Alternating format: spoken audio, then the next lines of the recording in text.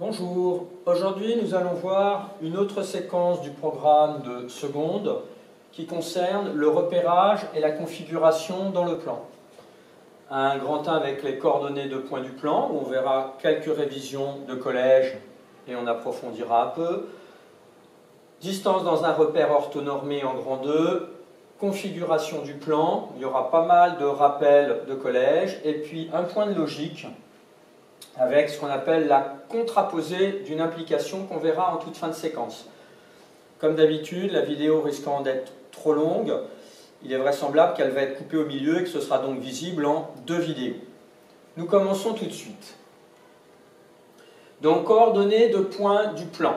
Donc, les coordonnées, vous en avez déjà entendu parler depuis au moins la 5e, avec 2 informations que sont abscisse et ordonnée. D'un point, enfin 2 points, il n'y a pas de problème. Du plan, petit rappel, il faut réactiver, il faut aller chercher ses souvenirs en mémoire. Le plan, c'est quelque chose en mathématiques qui est plat. Par exemple, le plan du tableau, le plan d'une table, etc.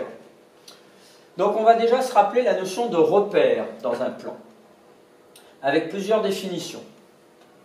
Première définition, ce qu'on appelle un repère orthonormé ou orthonormal du plan est défini par 3 points OIJ, formant un triangle isocèle et rectangle au niveau du point O.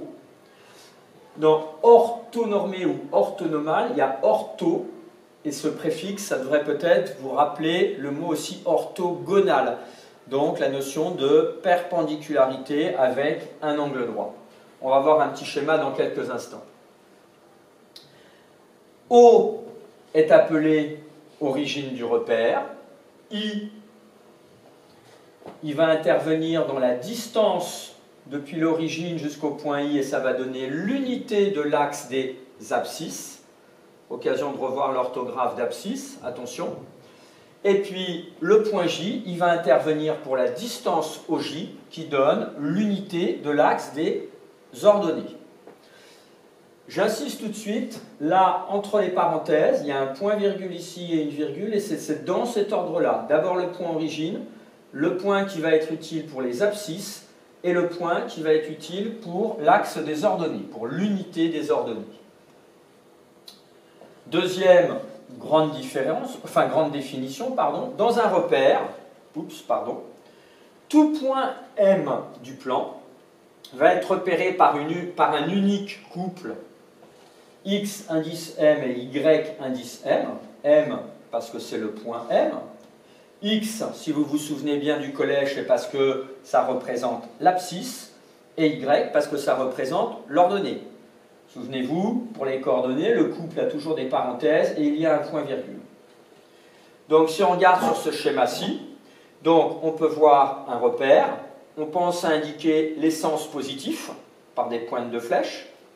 O, le point origine. I, qui est sur l'axe des abscisses. C'est presque facile pour s'en souvenir. Il y a un I comme abscisse. Et on voit bien que la distance OI, qui était notée ici, donne l'unité de mesure sur l'axe des abscisses. Et J va nous donner la distance OJ, l'unité, donc le 1, pour l'axe des ordonnées. Ici, on a un repère orthonormé, puisqu'on a un triangle isocèle. En fait, il faut savoir qu'il y a d'autres repères qui existent, où l'unité de l'ordonnée et l'unité de l'abscisse n'est pas forcément la même distance. Ça, vous avez peut-être vu même en 5e.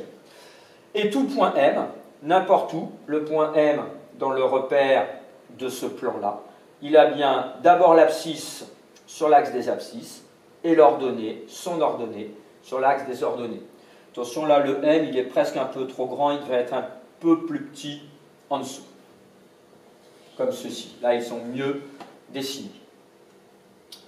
Le nombre XM est l'abscisse de M et le nombre YM est l'ordonnée de M. Alors, un petit truc que moi je donne toujours à mes élèves, j'en profite pour vous rappeler, parce qu'il y en a encore qui existent à se dire quel est l'axe des abscisses, quel est l'axe des ordonnées. Eh bien moi, quand j'écris le mot abscisse, le A, il a tendance à se finir à l'horizontale. Alors que le O de ordonnée, quand on finit un O, on a tendance à le faire monter à la verticale. Voilà comment je sais que moi, c'est toujours celui-là, l'axe des abscisses, et celui-là, l'axe vertical, l'axe des ordonnées. Un trait rouge, comme d'habitude, à côté de cet ensemble de définitions et de rappels, important à maîtriser, vous allez le retrouver très souvent. Petit 2, coordonnées du milieu d'un segment. Donc ça, c'est un point complètement nouveau, 2 secondes par conséquent. Propriété admise, on ne la démontrera pas. On va se prendre un repère du plan avec 2 points, A, de coordonnées XA, YA, et B, dont les coordonnées sont XB, YB.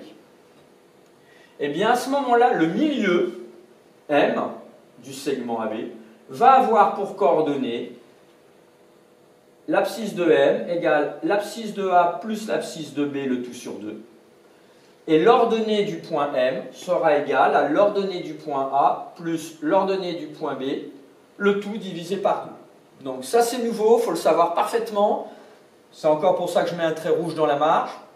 Et si vous vous faites des fiches résumées, ça fait partie des formules qu'il faut que vous notiez sur votre fiche résumée. On va tout de suite le mettre en application. Voilà, on va se prendre 2 points, de coordonnées -1, 3, 5, -1. Et on cherche à calculer les coordonnées du point M, milieu, de segments définis par ces 2 points. Donc on va utiliser, forcément, cette propriété avec ces 2 égalités. Alors on peut, sur son brouillon, là c'est pas demandé, les représenter dans un repère, O, I, J. J'ai bien pris comme même unité ici. Je place mon point A de coordonnées -1, 3, donc abscisse -1, ordonnée 3. Et pour B, abscisse 5, ordonnée -1. On va calculer l'abscisse de M. On cherche où va être le point M, milieu de ce segment AB. Donc, on applique la formule, un peu bêtement, en remplaçant, en utilisant d'abord l'abscisse de A plus l'abscisse de B. Donc, l'abscisse de A, c'est -1, plus l'abscisse de B, 5, le tout divisé par 2. Donc, ça fait, après 4/2 égale 2. Donc, on connaît déjà l'abscisse de M. On va faire pareil pour trouver l'ordonnée de M. Donc, on fait l'ordonnée du point A plus l'ordonnée du point B qu'on divise par 2. Donc, ça fait 3 plus -1 sur 2. 2 sur 2 égale 1. Donc, là, on peut en conclure que les coordonnées du point M sont 2, 1. Je vous rappelle qu'on met obligatoirement l'abscisse en premier et obligatoirement l'ordonnée en second. Et après, on peut vérifier à l'œil nu, alors ça reste approximatif, mais ça peut permettre de se dire, bon, a priori, est-ce que je ne me suis pas trompé?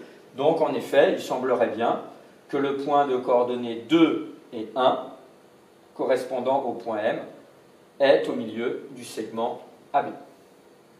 Ça, on va le retrouver à d'autres occasions. Grand 2, distance dans un repère orthonormé. Alors, petit 1, on va déjà s'intéresser à la distance entre 2 points dans un repère.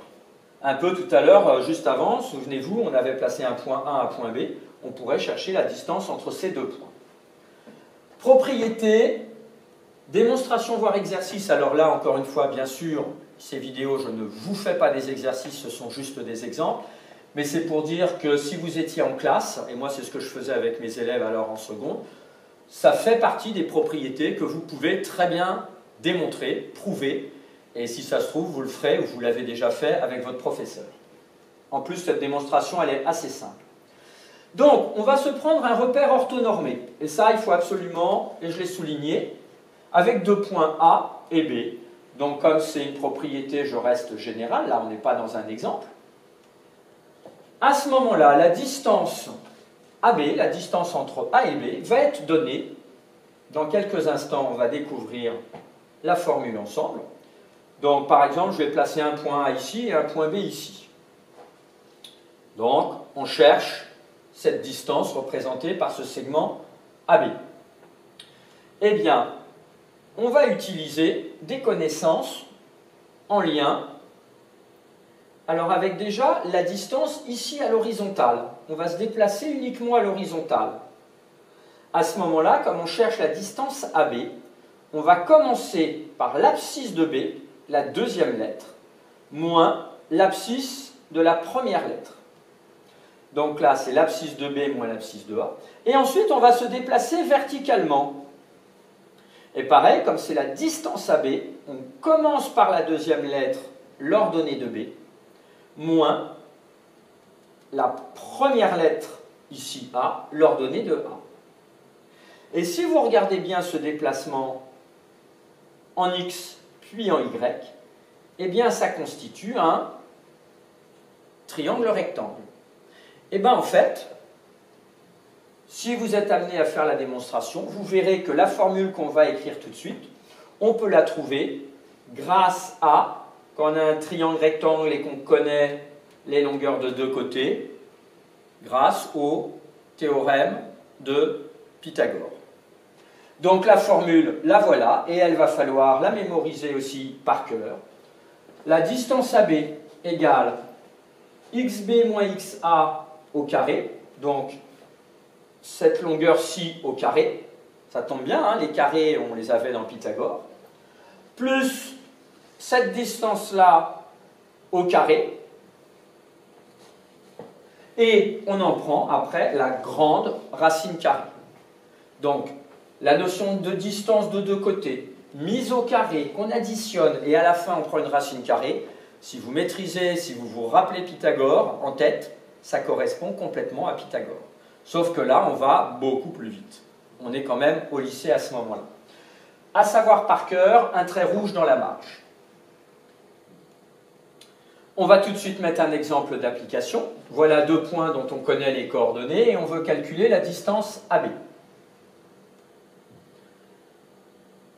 Comme pour toute nouvelle formule que vous ne maîtrisez pas, vous ne l'avez pas parfaitement en mémoire, c'est normal, je commence par écrire la formule.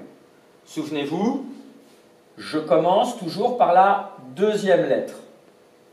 xb moins xa au carré, plus yb moins ya, le tout au carré, et j'en prends une grande racine carrée.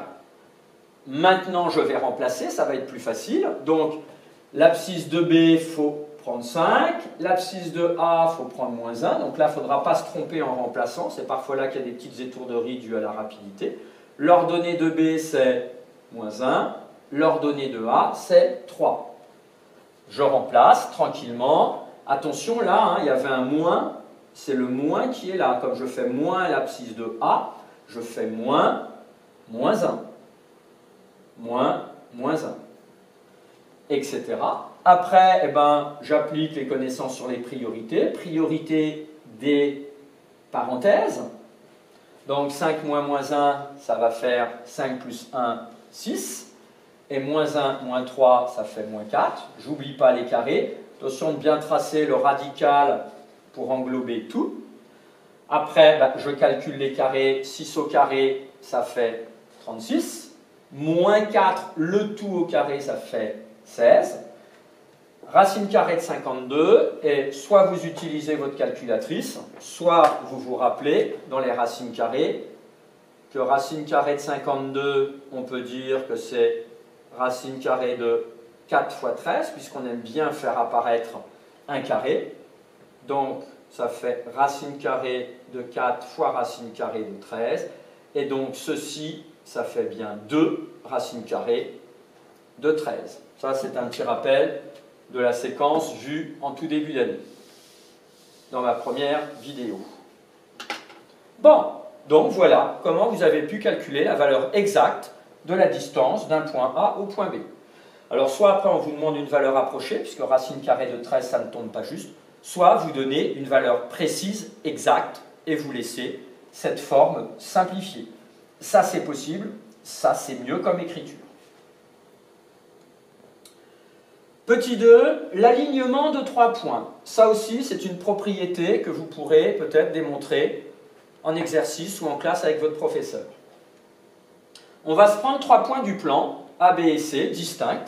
Donc ils ne sont pas confondus, ils ne sont pas les uns sur les autres, c'est vraiment 3 points distincts les uns des autres. Ils seront alignés si et seulement si la distance AC égale la distance AB plus la distance BC. Ça tombe bien, juste avant, on a appris à calculer les distances quand on est dans le plan. Donc, propriété à savoir un trait rouge dans la marge, et on passe tout de suite à un exemple. Voilà, on a 3 points dont on connaît les coordonnées, et on se pose la question, dans le plan, sont-ils alignés? Donc, il va falloir vérifier si on a cette égalité-ci, puisqu'on applique la propriété. Donc, vous l'avez compris, il va falloir calculer la distance AC, la distance AB, la distance BC à l'aide de la formule vue juste avant. Donc, la distance AB, alors là j'ai été un peu plus vite, hein, j'aurais pu remettre la formule d'abord avec xb moins xa, etc., etc. Et vous devez arriver à racine carrée de 20, ce qui est aussi égal à racine carrée de 4 fois 5, et donc on peut en sortir 2 racines de 5. Un bon exercice, ce serait que vous mettiez sur pause la vidéo, et qu'après au brouillon, vous calculiez tout seul, par exemple, la distance AC et la distance BC, pour voir si vous êtes capable de le faire sans vous tromper. Je reprends la distance AC, pareil, on utilise la formule, ce serait avec cette fois-ci xc moins xa et yc moins ya. Je trouve racine carrée de 45. Là, dans 45, on a 9 fois 5, donc on peut arriver à 3 racines carrées de 5. Et la dernière distance, il ne faut pas en oublier, alors peu importe l'ordre, il faut calculer les 3 pour l'instant. La distance BC, même chose, mais là, ça sera xc moins xb et yc moins yb. Et on trouve racine carrée de 5. Ça y est, on a nos 3 distances. Par contre, il faut voir, puisqu'on avait si et seulement si, on a cette égalité-là. Alors, il faut à ce moment-là, petit conseil, additionner les 2 plus petites distances et comparer avec la plus grande.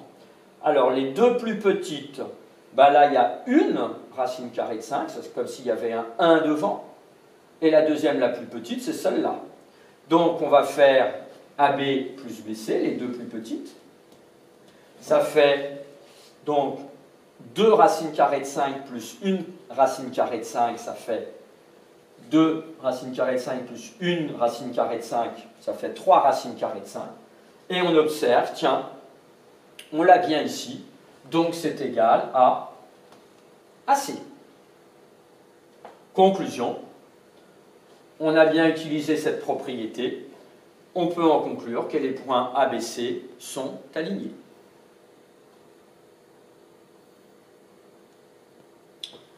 Grand 3, configuration du plan. Là, donc, je vais arrêter la vidéo de manière à reprendre sur une deuxième vidéo. Pour cette première partie, n'hésitez pas à poser des questions à votre professeur, à me faire part d'un souci ou d'un commentaire si vous le souhaitez à propos de la vidéo, et à vous entraîner en appliquant, en vous posant des questions et en cherchant bien à comprendre les différentes étapes. C'est important. Pourquoi c'est comme ça? Comment je procède? Ça vous aidera à mémoriser. À bientôt pour la prochaine vidéo et ou la suite.